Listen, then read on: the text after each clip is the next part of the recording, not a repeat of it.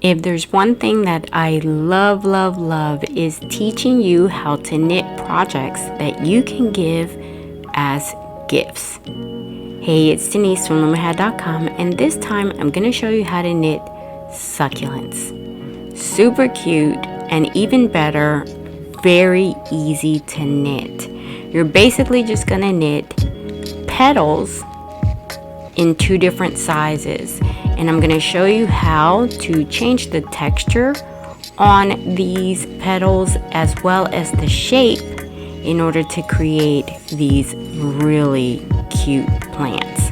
Alright, you're going to need a 12 peg flower loom, 34 yards of worsted weight yarn in different colors if you'd like, yarn needles, scissors, and optional glue gun and beads if you'd like.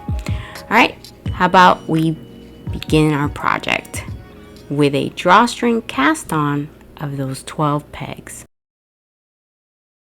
First, we're going to secure a single strand of our first color, and I'm going to do a simple knot. You can do a slip knot if you want, and then you take your yarn between the first and last peg. You're going to go behind that first peg in front of the one that follows, and then behind the next one in front, and you're going to continue that zigzag motion with the working yarn until you reach that first peg, and then you're going to go behind it, and it should look like this, right? In and out. And then take that working yarn and lay it loosely over the next few pegs, 3, 4, 5, whatever you feel comfortable with. Then you're going to take your hook, and starting with peg 2, you're going to knit off every peg that has 2 loops. Now you did skip that first peg because it does not have 2 loops. What the drawstring cast on does is it leaves you with pegs that have 2 loops that are every other peg. Once you knit off peg 12, you're done with the cast on, and we're ready for row 1. First, you're going to slip, or in other words, skip that first peg. You're going to knit the next peg, change the color if you want to have 2 colors, and then knit the next 10 stitches. And stay with me because I will show you how to do it all in one color. So here we are at peg 1, and only on row 1 you're going to skip or slip that peg and take the working yarn and put it across pegs 1 and 2. You knit off peg 2, and then we're ready to change the color. Now I want to show you that we're knitting this one right here, but I will show you how to knit this one, which is all one color, okay? But first, get your scissors, go ahead and cut the working yarn, and now bring in the new color, and you're going to take that working yarn and put it under the old color and wrap the old color around the new one and make a knot. Now I'm just going to make a simple knot. If you have a nicer knot, you can use that one. And I'm going to knit, I'm going to make 2 knots just to make sure it's nice and secure. And then we're going to half wrap and knit off because we're using the U-wrap version of the knit stitch. Now, real quick, before we continue with row 1, one thing I neglected to tell you when we did the cast on is that you can go in either direction, right to left, left to right. The direction that you knit is not going to have any effect on this project, so feel free to go in either direction. And the next thing that I want to talk about before we continue is if you want your petal to be all one color, you're casting on exactly the same way. Nothing changes, including the fact that you're going to slip or skip that first peg, right? You're doing the same thing on row 1. You're going to slip 1 and then knit the next 11. If you're not going to change the color, you don't have to do anything different here. Slip 1 and then knit 11. All right? Alright, so let's continue with row 1 with our 2 colors, and you can see where the cast on is as opposed to your row that you're knitting. Once you knit off peg 12, you're then done with row 1, and now we're ready to do rows 2 through 8. And this time, as you can see, peg 1 does have a loop, and so we're knitting all 12 pegs, and we're going to do this for 7 rows for the smaller petals. So we're going to start with these smaller petals, and we're just going to knit the row using the U-wrap version of the knit stitch. And while you guys are knitting, I want to take the time to say thank you to Carol Maple from PromiseLearningATL.com, Elise Petron, Penny Pitchard, Barbara Ledger, and Joel Gettleman for covering the cost of closed captioning the video. Thank you so much. All right, don't forget to take the knot off the anchor peg so it doesn't mess up your project. And once you're done with rows 2 through 8, you're then ready for the cast off of your 12 pegs. Take the working yarn and you're going to wrap it 1 full turn around the loom. Then get your scissors, cut that working yarn, get your hook, and you're going to scoop from the top the working yarn, feed it through each loop, and you want to make sure that you get every one of your loops, because if you don't get that working yarn through all 12 loops and you leave one undone, your work will unravel. Once you've done all of those 12 loops with your working yarn, you can take the hook and just take the loops off the peg. You can also do this with your hands. And once you've taken all those loops off and your fabric is free, you can go ahead and stretch those stitches by pulling both ends. All right, then you can just pull on the drawstrings. But before you do that, I wanted to show you something else. If you happen to want to make your petals kind of puffy, also if you want to make the little like round pom-pom that I put in the middle, you want to put a little bit of polyfill in your petals before you close them. Before you pull on the drawstring on both ends, go ahead and put a little bit of the polyfill in the petal, and then you can pull on your drawstring and close it and shape it either as a pom-pom like I did here, which by the way, you could just take your string and wrap it around if you want to make a kind of like a bow shape. You can do all kinds of stuff with it. You can also choose not to put the polyfill at all. So if you choose not to, then just close your 2 ends, your cast on and your cast off end. And on the 2-color petal, make sure to take that knot where you brought the 2 colors together and push it into the petal to hide it, and then pull on the drawstring to close it up. You are going to need to get your needle and thread the needle with that working yarn. Again, we're working on that cast on. You're going to do the same thing whether you put the polyfill, whether you do 1 color, 2 colors, doesn't matter. And then you're going to feed that needle through those cast on loops at the top. Try to skip a loop or 2 just to close it up so it's a little smaller, and then take your needle through the middle. Now I made a boo-boo here, and I like to keep them in the video so you see what I do. You can just pull your yarn if for some reason you end up getting it through your stitches in your fabric. Just like you're seeing that I'm doing right here, you can just pull it out. All right, then get that yarn out through the middle and cut off the excess yarn.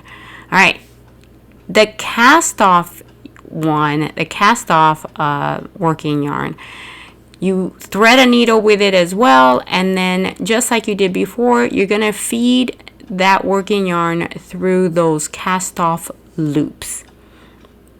Remember that if you wanted to have polyfill, you needed to do this before you close it up like this. All right, and make sure that the yarn ends up in the middle on both ends. All right, don't cut that one.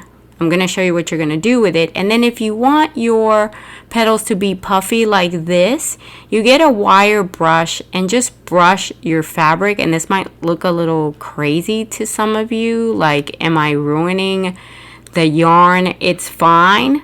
In fact, if you watch the teddy bear video, I show you how to do this as well. And I have another video that details this process a little more, and I'll put a link in the description.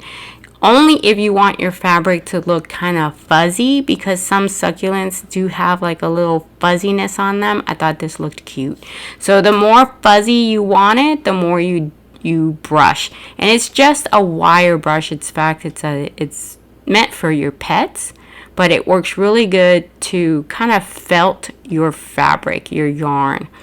All right, you do that as much as you want or not at all. All right, now you remember that you have 2 sizes on your petals. So here's the deal. This first one right here, it is made up of 8 rows, and your larger one right here is actually made up of 10 rows. So the smaller ones go on the top and the larger ones are on the bottom. So you can make these pom-poms with the smaller ones and the back petal with the larger ones. So you need the number of petals based on how you want your plant to look. I made this one with 5 for the top, and I want it pom-pom, so the little one, all I have to do is flatten it like this, and that creates that middle pom-pom. And then I come back and I add the rest of the smaller 8-row petals behind that one. So that gave me 5 petals, small ones, 8-row petals, and I have that first 2 levels. Now the third one, which is all the way in the back, is made up of the larger petals, and as you can see, I'm using that the drawstring in order to keep them held together. That's why I told you not to cut that. All right, so here come the bigger ones that I put in as my last row, and it's all about how you want your succulent to look. That's how you decide on the number of large petals or small petals, right? So I have 5 small ones on the top of this particular one and 6 of the larger petals on the back of it. So you test yours and see how you feel comfortable. My yellow one is different because I made 3 of the pom-poms instead of all of the leaves. All right, so now I grab all of my drawstrings and I'm going to make a knot. And this is for me to see how I want my succulent to look and position things the way I want. I then came back and with a hot glue gun, I brought these together, and I'm going to show you how I also did one by sewing. All right, so first test it, see if you're happy with it, and then let me show you another very cool trick. So I wanted some of my petals to be pointy, but I didn't want to do decreases. So I wanted the point but not the decreases, especially because I know a lot of you don't like that. So what you need to do if you want yours to be pointy as well is to go ahead and get your needle, and you're gonna thread the needle with one of those drawstrings, right? Then you're gonna feed the needle through those drawstrings just like you were doing before.